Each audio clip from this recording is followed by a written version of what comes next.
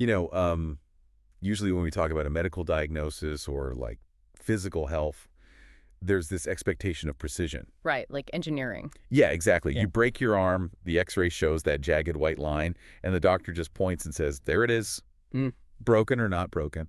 It's clean, it's visible, and, it's comforting. definitely. But then you step into the world of neurodevelopment and trauma, and suddenly that x-ray machine is, well, it's useless. We're looking at a diagnostic landscape that is pretty murky. Yeah, to say the least. But today, for this deep dive, we are throwing the x-ray machine entirely out the window. We are exploring a document that, honestly, completely shatters our conventional Western understanding of what it means to just sit with your own thoughts. Oh, absolutely. We are looking at a highly specific source document by an author named Su Feng, and it's titled How to Be Free from the Mortal Body During Meditation. And for anyone listening who thinks meditation is just about, downloading a mindfulness app, sitting quietly on a cushion, and maybe lowering your blood pressure a few points. Right, the very commercialized version. Exactly. If that's what you think, the source material we're unpacking today is going to completely upend that expectation. It's wild. It really is. What's fascinating here is that this is a radical departure from that incredibly sanitized version of mindfulness that, dominates the culture right now. Yeah. What we're analyzing isn't a guide to feeling a little less stressed before your morning commute. Shufeng's text outlines an intense, multi-stage psychological and physical journey.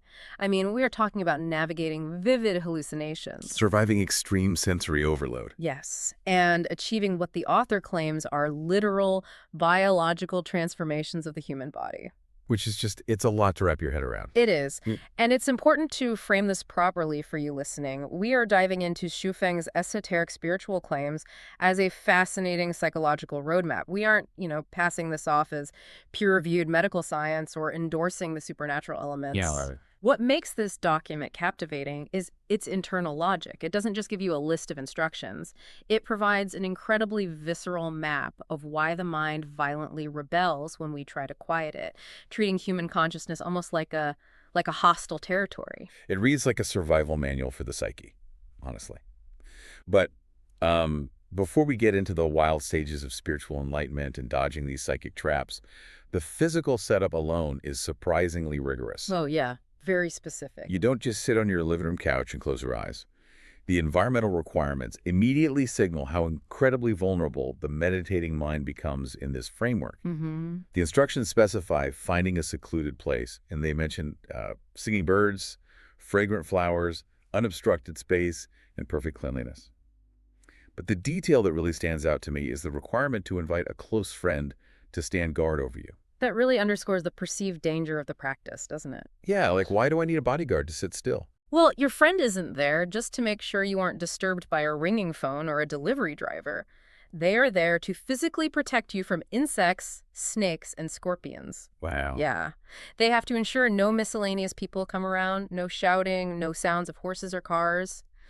The goal is to construct an impenetrable fortress of solitude, basically, because the internal work you are about to do requires severing all ties to the external environment. So you're completely isolated. Completely. But once you are in that fortress, the actual posture instructions are surprisingly a bit forgiving. Really? Yeah, you don't have to force yourself into a painful full lotus position if you can't manage it. You can sit casually, loosen your belt, and just sit up straight but relaxed. Okay, but there is one highly specific physical requirement, though, which I really want to pull apart for a second. You have to press your tongue against the roof of your mouth, right where the lips and teeth meet. Yes. I've seen variations of this in different practices, but what is the actual mechanism here? Like, why that specific tongue placement? So in many Eastern esoteric traditions, that tongue placement is viewed as completing an internal energetic circuit within the body, connecting the front and back meridian lines. Okay, the energetic side of it. Right. But even from a purely physiological standpoint, pressing the tongue to the roof of the mouth can stimulate the vagus nerve. And that helps shift the nervous system out of a fight or flight state and into a rest and digest state. Oh, interesting. So it grounds you. Exactly. It physically anchors the body. But the catch is, the moment the physical body is anchored, the psychological onslaught begins. The text captures that mental battle with this brilliant phrase. The trees may prefer to be calm, but the wind will not subside. That's such a great line. It really is. It argues that in the first few days of this practice, the kindness and enmity in the world, the merits and demerits will just flood your mind. All your worldly thoughts, your daily grudges, your fantasies about the future. Everything you try to suppress. Yeah. You try to drive one thought away, like trying to stop thinking about a stressful work email, and instantly a completely different stressful thought pops up to replace it. When you drive one away, another emerges. And that brings us to the central metaphor used to explain this initial state. The mind, in its default everyday condition, is compared to a basin of dirty water. Dirty water, okay. Yeah. All of those chaotic thoughts, the grudges, the endless to-do lists, they are the scum floating on the surface. During these first few days, your only objective is skimming that floating debris off the top. Just the surface layer. Exactly. You aren't seeing to the bottom of the basin yet. You are just clearing the surface so that the water can finally begin to show a slight reflection of the sun, the moon, the clouds, and the trees. Okay, I have to push back on that a little because skimming the scum sounds incredibly passive. Fair point. If you are sitting there constantly swatting away thoughts of fame, fortune, and whatever argument you had at the grocery store yesterday, Yeah. how do you actually know when you've succeeded? Like, how do you measure progress when the wind refuses to subside? Well, the good news, or maybe the terrifying news, is that you won't have to guess. Oh, According to the document, you will absolutely know you've broken through to level 1 because your physical sensations will go completely, overwhelmingly haywire. fine haywire. It describes a barrage of bizarre tactile sensations hitting you simultaneously. You will feel jumping, itching, cold, heat, floating, sinking, firmness, and softness All at once. all at once. You'll feel like you are in a void, completely losing sight of your own physical boundaries and the room around you. Wow. And alongside those intense physical feelings, 10 merits or virtues supposedly appear. We're talking about profound psychological states. Yeah. Emptiness, liberation, brightness, kindness, and something called divine connecting presence, Yep. which I imagine that last one means experiencing sudden bursts of intuitive clarity, like suddenly feeling plugged into a universal grid where everything just makes sense. That's a great way to put it. And the physical sensation of all this coming together is described in a way that is almost shocking for a spiritual guide. It claims the feeling is 100 times more pleasurable than a wedding night. Right, the language is extremely visceral. It compares it to waking up from a deep sleep, or a person in crushing poverty suddenly unearthing a massive buried treasure. You feel like you have finally awakened to the absolute truth of life. It is positioned as the ultimate euphoric peak experience. Your brain is essentially flooding your system with every positive neurotransmitter available. Which is incredibly counterintuitive. How so? Well, if the entire goal of this grueling practice is spiritual enlightenment, hitting a stage that feels 100 times better than a wedding night seems like the ultimate victory. I see what you mean. Right. It sounds like you've just won the spiritual lottery, and the universe is handing you a giant, oversized check.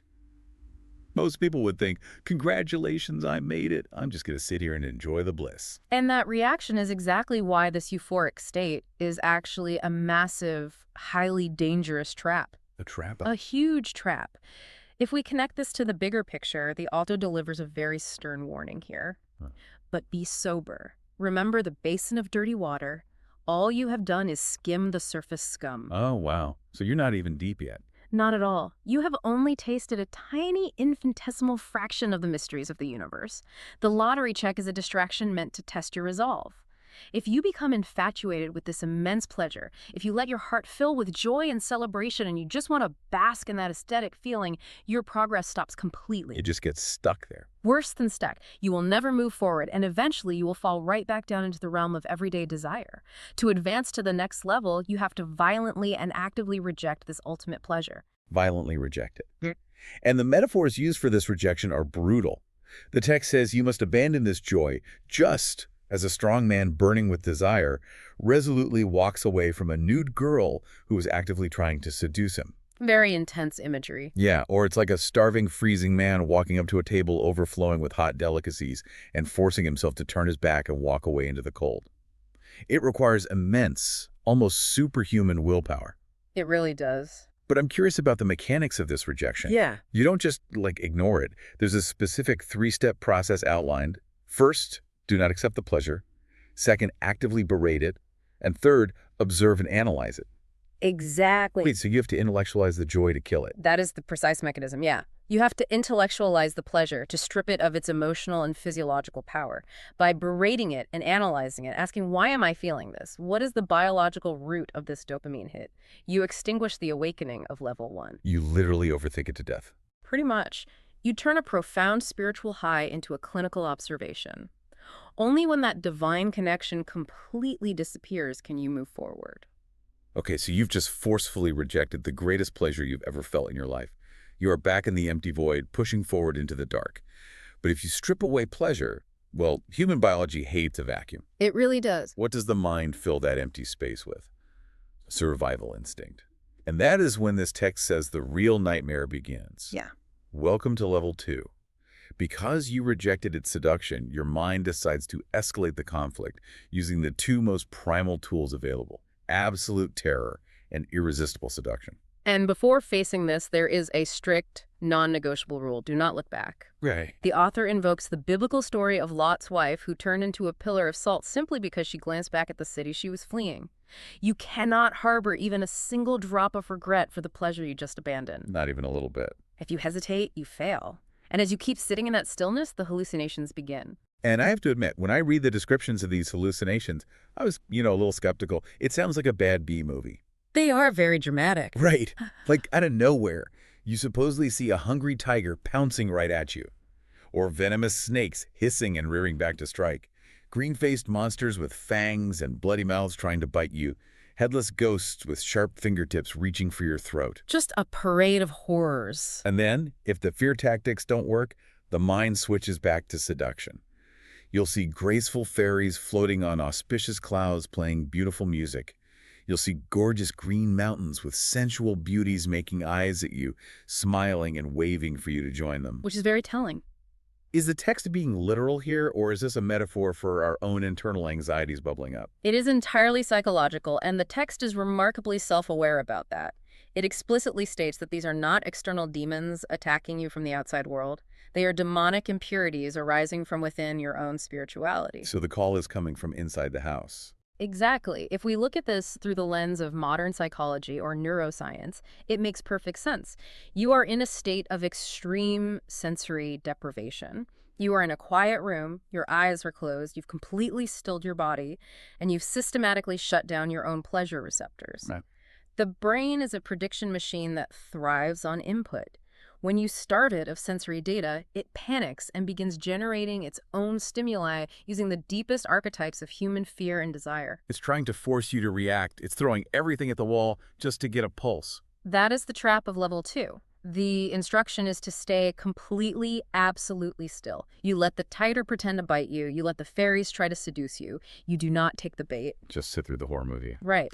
The promise here is that if you remain unmoved and unafraid, acknowledging that these visions are just the deeper dirt suspended in the water finally manifesting, the illusions will gradually vanish. And when they do, the dirty water is finally filtered clear. The true nature of the water is revealed, perfectly reflecting the vast world. Which sounds incredibly peaceful. Escaping that barrage of monsters and seduction, you reach a state of inner purification, pleasure, joy, and peace of mind. The document compares it to escaping a catastrophe and stepping out of the darkness into a bright spring day with gentle winds and blue rippling lakes. Very poetic. You've beaten the mind's parlor tricks. You have beaten the psychological tricks, yes. But the author identifies one final, deeply hidden impurity in this crystal clear state. And it's not a hallucination. What is? It is a low-level joy that is literally embedded in the physical biology of the practitioner. Oh, this part. Here's where it gets really interesting, because the metaphor used to explain this lingering joy is visceral and almost shocking. It really is. It compares this joy to taking an animal and cutting its heart completely out of its chest. So Dark and yes. But the cells in the rest of its body keep moving and twitching. The argument is that this low-level joy doesn't come from your conscious mind or your soul. It comes from the core of your cells.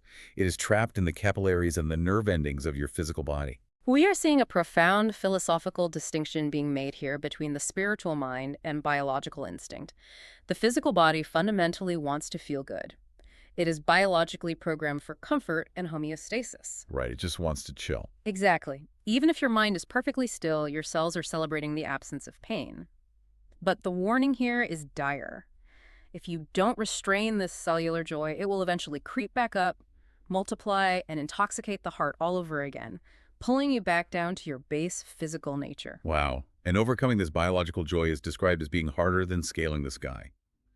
The struggle is compared to the famous Chinese story of the Tang monk traveling to the Western heaven to retrieve sacred scriptures. Yes, a classic analogy. If the monk gets distracted by the wealth of a kingdom, or the queen of the kingdom of women, or the amorous affections of the jade hare, he will never reach his goal. You have to use your willpower to berate even the autonomous joy in your own cells until it completely fades into absolute silence. And that brings us to the threshold of level 3. The water is now completely clear. The external hallucinations are gone, the demons are vanished, and even the cellular joy has been forcibly subdued. You are sitting in total, simple contentment. But wait, clear water pure H2O isn't actually empty, right? It is not.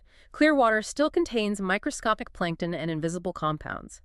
In this spiritual framework, those microscopic impurities represent the concept of the self, the ego. That is a staggering concept to wrap your head around. Mm. Even the awareness that you are meditating or that you have successfully cleared your mind is an impurity. Exactly. And the illusions that hit you in level 3 reflect this perfectly because they aren't about fear or base physical lust anymore. They are entirely about grandiosity and ego. It is the ultimate spiritual ego trip. You dream you are a king being worshipped by all your officials, surrounded by endless wealth and power. Or you hallucinate that you are flying up to the Panglai Fairy Pavilion and all the gods are rushing out to greet you. Right, treating you like a VIP. Yeah, inviting you to eat magical peaches and marvel at their treasures. Or even wilder, you are at a celestial feast sitting right next to the Jade Emperor himself, who is personally pouring you drinks while endless ranks of gods stand by to serve you.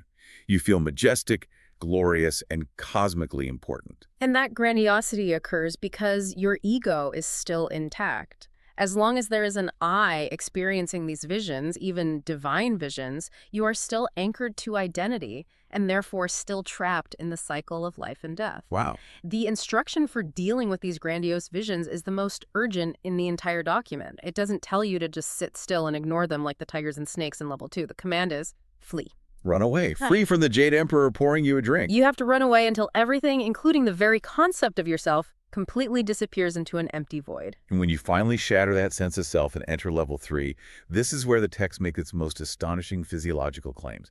It asserts that you literally become an immortal. Your physical biology drastically alters. Right, the biological shift. It claims you will completely lose the desire for food or water for 8 to 10 days at a time.